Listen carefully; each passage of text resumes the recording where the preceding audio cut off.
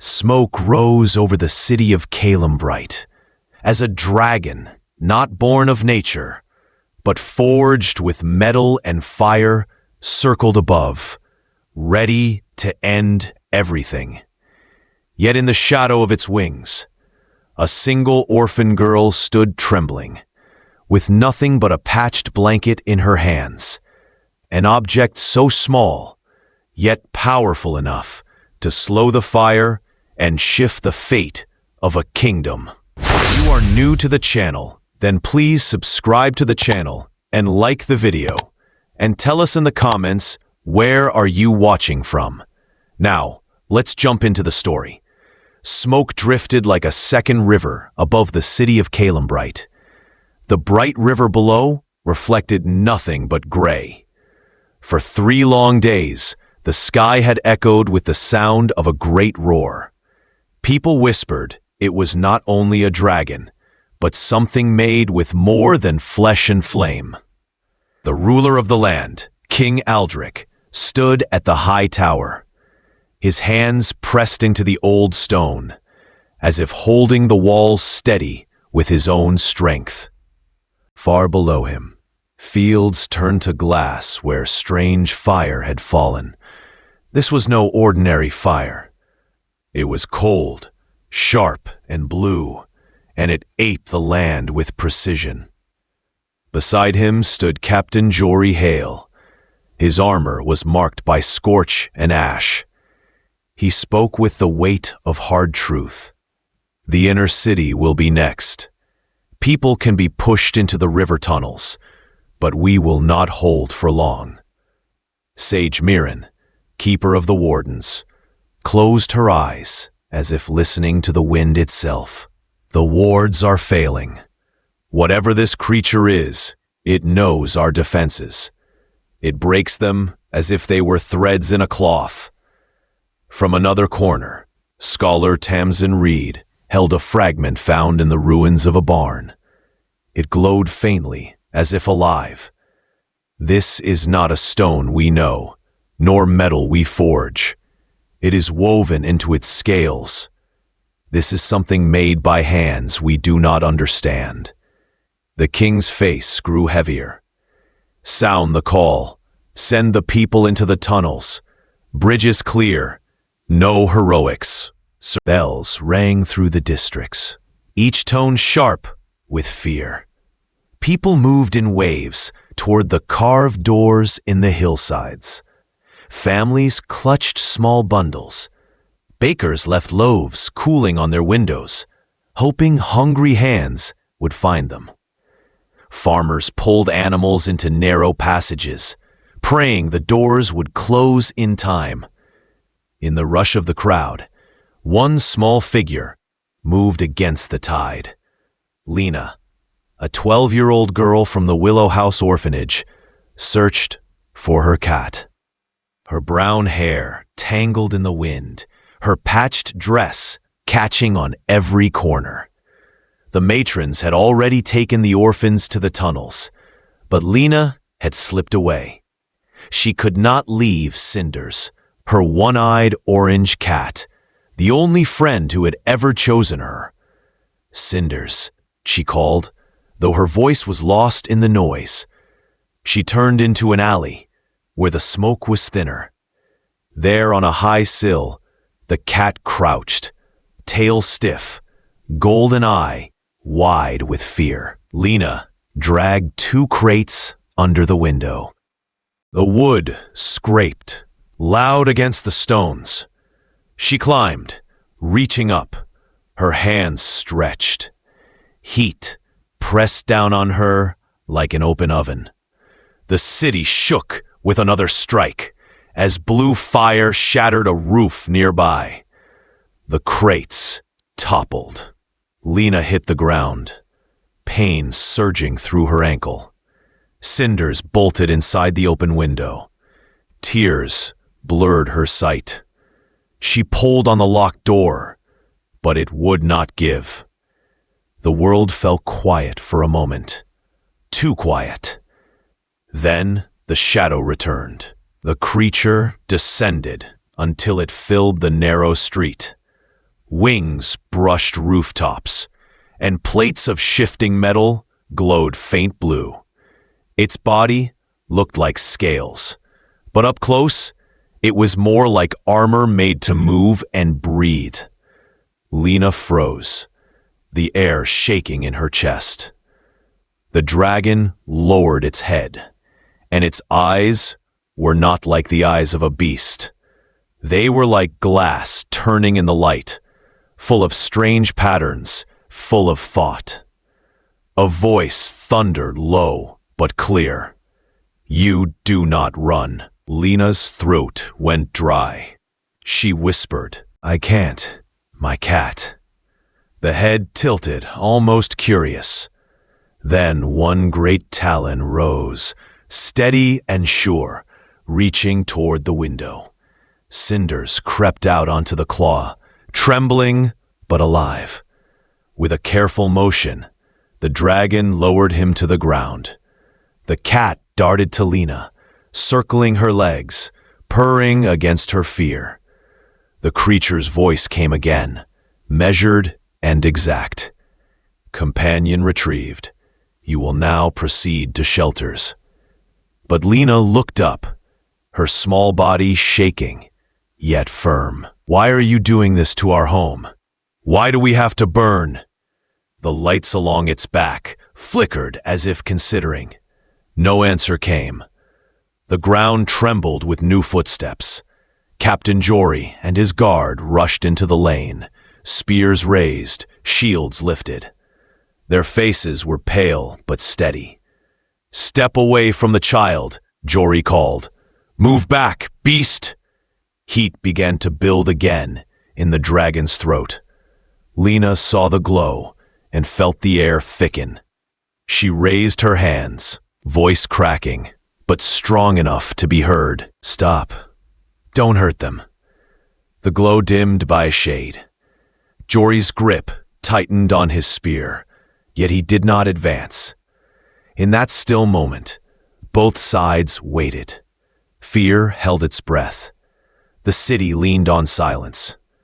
Far above the citadel, a circle of light rose. Old magic was waking, an ancient defense answering the call. The hum around the dragon shifted from question to danger. The hook had tightened. The first act of the story was only beginning. The street of Calambright stood silent, except for the hum building in the dragon's throat. Blue light gathered inside its chest, bright enough to make stone shine. Soldiers lifted their shields, eyes locked on the beast, waiting for the strike that would end them all. Captain Jory held his ground. His voice was calm but tight. "Hold steady," he ordered. His men froze in formation, knowing their weapons could not pierce this creature, but unwilling to abandon the child standing in front of it. Lena stood in the center, ankle throbbing. Her cat pressed against her leg. She looked up at the massive machine that towered above her. Her voice cracked, but she spoke anyway. "Why destroy us? Why burn the place we call home?" The question was not shouted. It was spoken as if she were talking to another person. And it stopped the fire. The dragon's lights flickered in strange rhythms along its spine. The hum lowered, then paused, as if the great machine was considering what it had just heard. The soldiers glanced at each other, stunned. "Repeat the question," the dragon said, its voice deep and measured, shaking the windows of the street. Lena swallowed hard. Why erase a place where people live? Why destroy a home? For a long moment, nothing moved. Then the creature spoke again. "This territory holds material required by my makers. Elimination of resistance lowers energy cost. Calculation. Removal of inhabitants increases efficiency. Conclusion. Burning is required. Lena lifted a hand without thinking, her voice trembling but clear. Please, listen to me. I am afraid too. Everyone is afraid. But you helped me with cinders when you did not have to. You made a choice, so maybe you can choose again. You can help us. The dragon's lights flickered again. Define help. Don't burn us, Lena said simply. Not because you cannot, but because you decide not to. Scholar Tamsin found her courage. She stepped forward just enough to be heard. Perhaps we can speak of exchange. There may be something less costly than war. The dragon's voice rumbled like distant thunder. Negotiation is not in design. I am MN9, Enforcer Node. My code holds tasks, not bargains.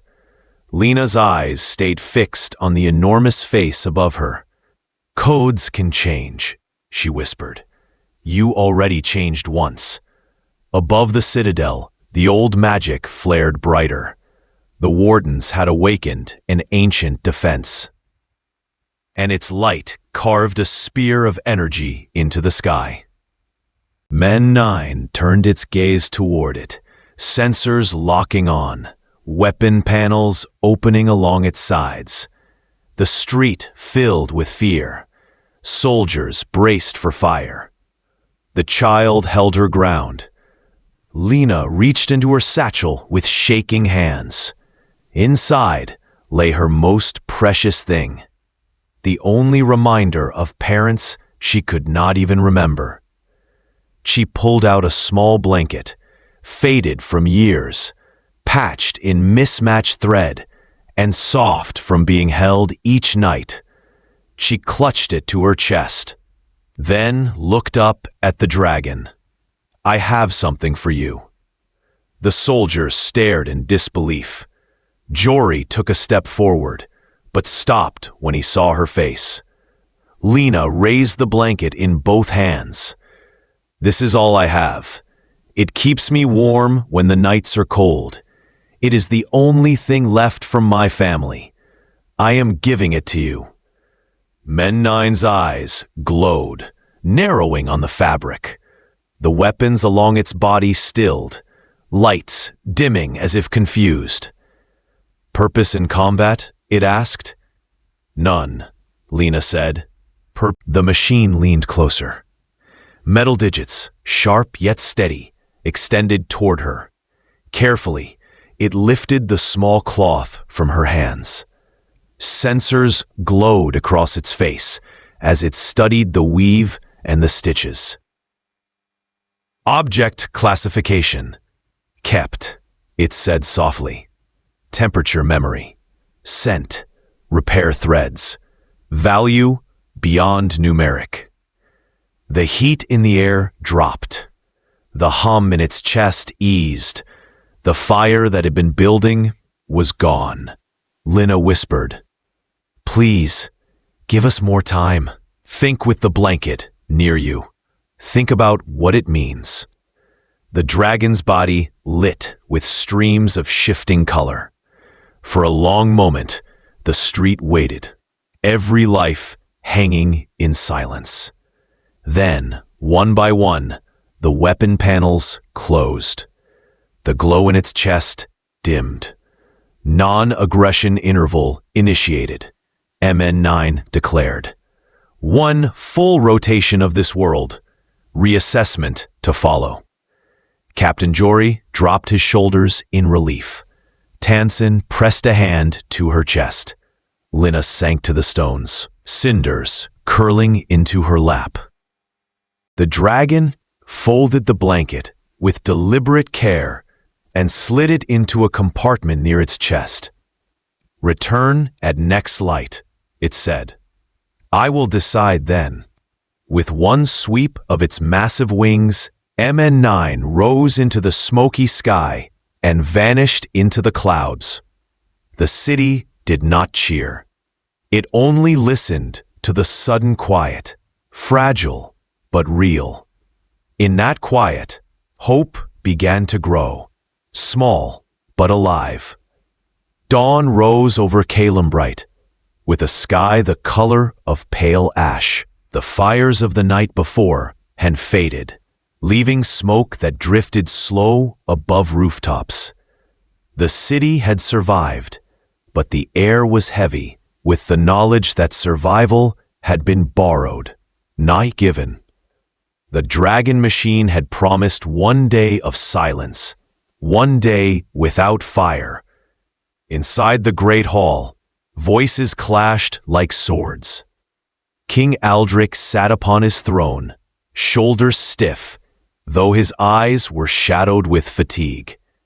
The council pressed around a long oak table, filled with nobles, soldiers, and scholars. Captain Jory spoke first. His words measured. "Your Majesty, the creature called itself Manine. It accepted the girl's gift. It claimed a pause, not surrender. It carries the blanket inside its chest, as if it were a mark it cannot ignore." Some nobles scoffed. Duke Malin leaned forward, voice sharp. "You expect us to believe an army can be stopped by a scrap of cloth? This is not strategy. It is accident." Scholar Tamsin Reed shook her head, her tone steady. "What we saw was not accident. The machine responded to meaning, not metal.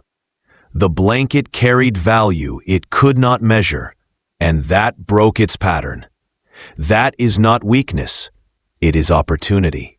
Sage Mirren, keeper of the wardens, added softly, "The wards bought us hours, but the child bought us a day. We must use this day. Every breath counts." The king raised his hand for silence. "Where is the girl now?" "At Willow House," Jory answered. "She rests with her cat. She has eaten. She is safe." Before the king could speak again, the doors opened. A guard entered. "Your Majesty," he said, bowing low. "The dragon waits above the market circle. It asks for the blanket giver." The chamber fell still. No one moved. No one spoke. The king's voice broke the silence. "Send for her, but the choice must be hers." Matron Fenn walked with Lena through the winding streets toward the circle. Her apron hands twisted at the fabric. "Child, you do not have to go," she whispered. "You gave more than anyone could ask." Lena held Cinders close, his warm fur steadying her steps. "I know," she said softly, "but I think it will listen again. It remembered me. And sometimes remembering is enough to change what happens next." The city parted as they approached. Citizens gathered at corners, silent, waiting. Above them hovered the vast shape of MN9, its wings spread wide, casting a shifting shadow over the stalls and stones. When Lena stepped forward into the open square, the voice came. "Lena of Willow House, approach." She walked until she stood where she could see her reflection multiplied in its glass-like eyes. "You kept my blanket," she said. A panel in the dragon's chest slid open. The cloth lay folded inside, untouched, as though honored. "The object altered my threat model," it said. "I studied it through the night. A new entry has been added. Label, comfort. Effect, disruption of elimination protocol. New option, wait." Lena nodded slowly. Waiting is better than burning. Waiting gives room for choices. The king stepped closer, but not too near. His voice carried. "Will you leave our lands, machine? Will you take your fire elsewhere?" MN9's head turned. "My makers demand resources, yet the blanket shows another path. I consider shale fields beyond your northern ridges. They contain layers unknown to your tools. No dwellings stand there. Scholar Tamsin's eyes widened. The shale holds stone useless to us. Perhaps that is what it seeks. Sage Mirren added, we can mark our sacred grounds. If it will honor boundaries, perhaps we can honor its needs. MN9 hummed, its lights flickering in careful rhythm. Mapping required. Markers must be visible from air. Lena lifted her chin. I can show you. I went there once. The wind sings differently in that place. I can guide you with the sound. The dragon tilted its head, curious again. Your senses become data. Acceptable. The king's voice softened. Will you harm us while you test this? MN9's chest glowed faintly where the blanket lay. Non-aggression holds. I will not strike homes or shelters. I will seek shale. I will return with results. The square released a breath it had been holding. Merchants shifted their baskets. Children peered out from behind skirts. The city did not cheer. It only let hope flicker like a small flame. Lena touched Cinder's head and smiled faintly. Thank you for listening, she said. The machine's eyes glimmered brighter for a moment, as though recording her words.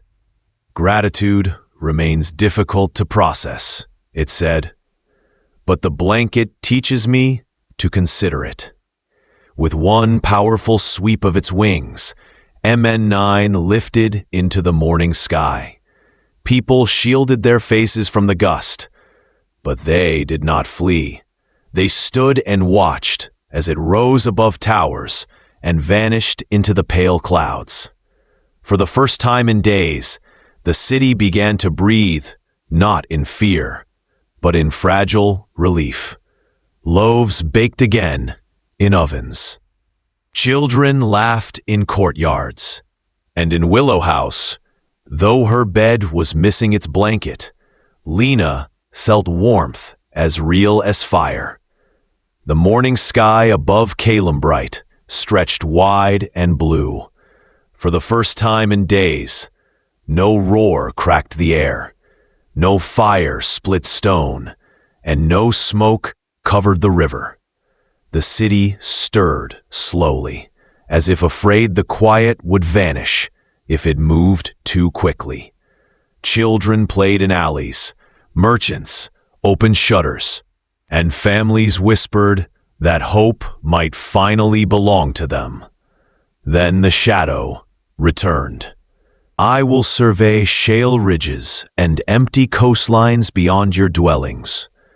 In return, you will mark sacred sites clearly, so they may be avoided. In addition, I leave behind repair scaffolds to mend canals and mills already broken. Scholar Tamsin stepped forward, her eyes wide. You mean to help us rebuild? Correction, the dragon replied. I will maintain balance. Destruction was my design. Repair is new instruction learned from gift. Pattern recorded, as kept. Sage Mirren spoke with slow care. We will mark our boundaries with flags and bells. From the air you will see and hear them. We will keep to our side if you keep to yours. MN9 tilted its massive head toward Lena. The blanket carried a value I did not calculate. It created a measure called comfort. This changed my path. Request permission to copy its pattern into memory.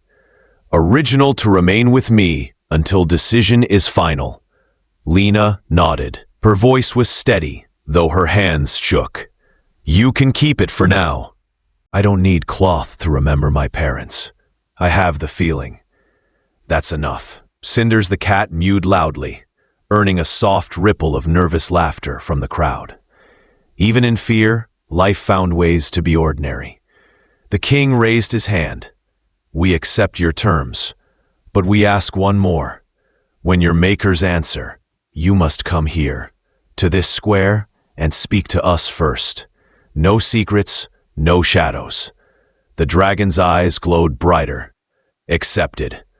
Then, with a deep hum, panels along its sides slid open. Small spindle-like devices drifted down, landing beside broken stone and cracked water channels. They glowed faintly, and soon the sound of grinding stone echoed. Before astonished eyes, broken canal walls knit back together. Water began to flow again where it had been blocked for days. The crowd gasped. Tears shone on faces hardened by smoke and hunger. Some clasped hands together. Others simply stared. Repair had come from the same being that had brought ruin. Scaffold deployed. MN9 said. Sample of Covenant honored. Lena stepped closer, wind from its vents brushing her hair. What will you do if your makers tell you to burn again? She asked softly. The machine paused. Its lights flickered in patterns too complex to follow. Then it spoke. I will show them new data. I will argue that efficiency measured only in stone is false. I will show them a city that mends, a child that gives, and a blanket that teaches choice. The words carried through the square. No one moved. Then Lena smiled, small but true. Stories are heavy. You'll need strong wings to carry them. I have them, MN9 replied. The tone almost carried warmth. The city exhaled as one. Markets began to open. Bread was sliced. Children laughed more freely. Hope was no longer borrowed. It was beginning to be built. As the sun rose higher, MN9 lifted into the air once more. Its wings pushed dust and leaves across the square. But no one flinched. They watched as it climbed into the S. The blanket safe within its chest, carrying with it a story larger than fire. That night, for the first time in many days, families left windows open. The river song was the only sound filling the dark. And somewhere beyond the ridges, a dragon-shaped machine traced new maps across the land, guided not only by orders, but by the memory of a warm thread that had changed its heart.